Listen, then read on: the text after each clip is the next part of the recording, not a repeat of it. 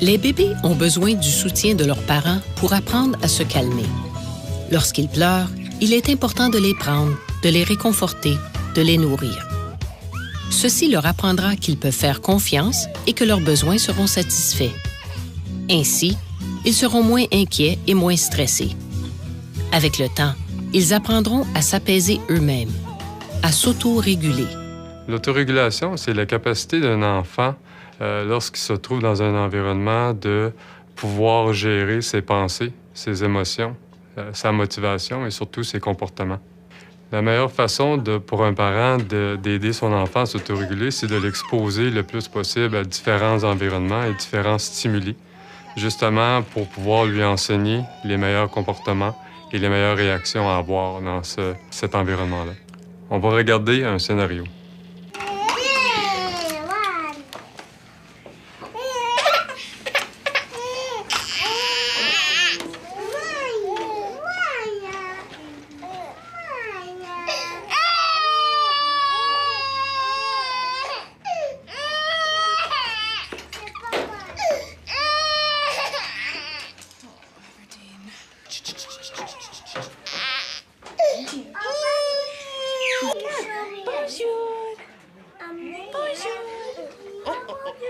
C'est qui ça?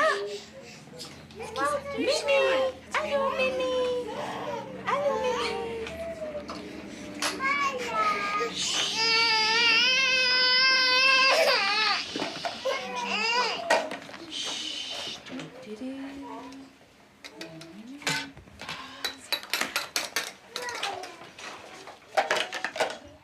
Qu'est-ce qu'on voit vraiment dans ce clip, c'est que le parent, lorsque l'enfant se lève et a de la difficulté à gérer la situation, le parent va vers l'enfant.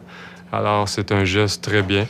Et par la suite, le parent va consoler l'enfant en verbalisant des mots pour la rassurer et aussi en la guidant. Alors, le fait d'introduire un objet aussi pour changer les idées de l'enfant, c'est une stratégie très positive. Une chose qui est importante de savoir, c'est que le parent n'a pas tout le temps le besoin de prendre son enfant dans ses bras. Il peut le guider par des gestes. Il peut juste aussi de s'assurer d'être dans le champ de vision de l'enfant pour le rassurer. Et même parfois de lui donner un objet justement pour rediriger son attention vers autre chose. Et ça devrait le calmer. Regardons ce scénario.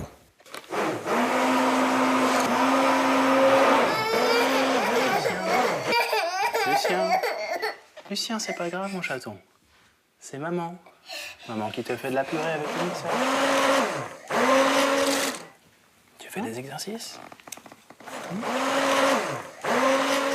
On voit que l'enfant réagit au bruit et le papa réagit très bien en détournant l'attention de son enfant et en le rassurant, en lui disant que tout va être correct. Et par la suite, ils utilisent un objet et l'enfant, on voit, redirige son attention vers le père et se calme automatiquement.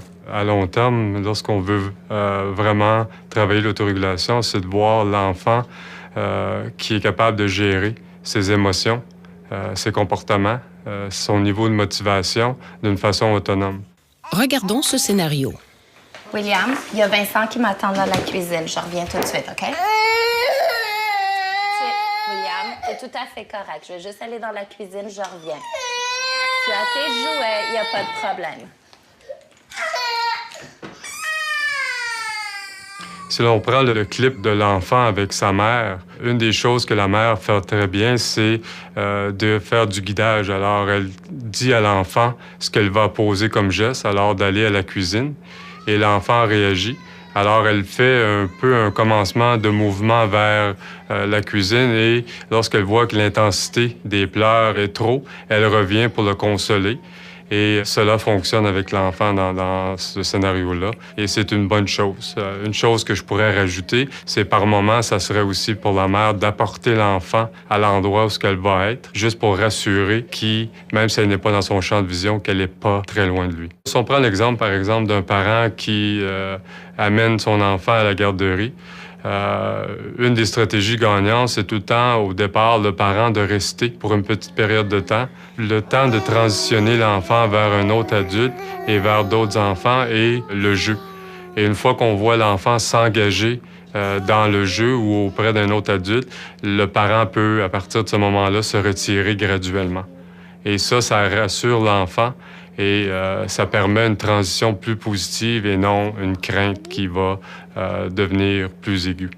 Un des messages clés pour les familles qui ont un enfant d'1 an, c'est le plus tôt possible de mettre des routines en place. Parce qu'au niveau de l'autorégulation, le cycle du sommeil, le temps de manger, le temps de se préparer, le temps de transitionner entre le jeu et d'aller prendre son bain et tout ça, ce sont des beaux moments où on peut enseigner des comportements pour l'enfant de s'autoréguler d'une façon très positive et ça lui donne une structure et la capacité de s'organiser dans son quotidien.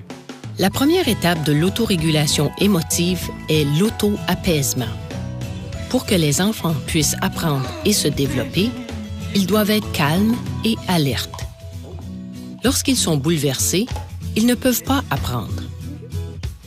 Il est important que les parents les aident à s'apaiser. Graduellement, les enfants pourront s'apaiser eux-mêmes.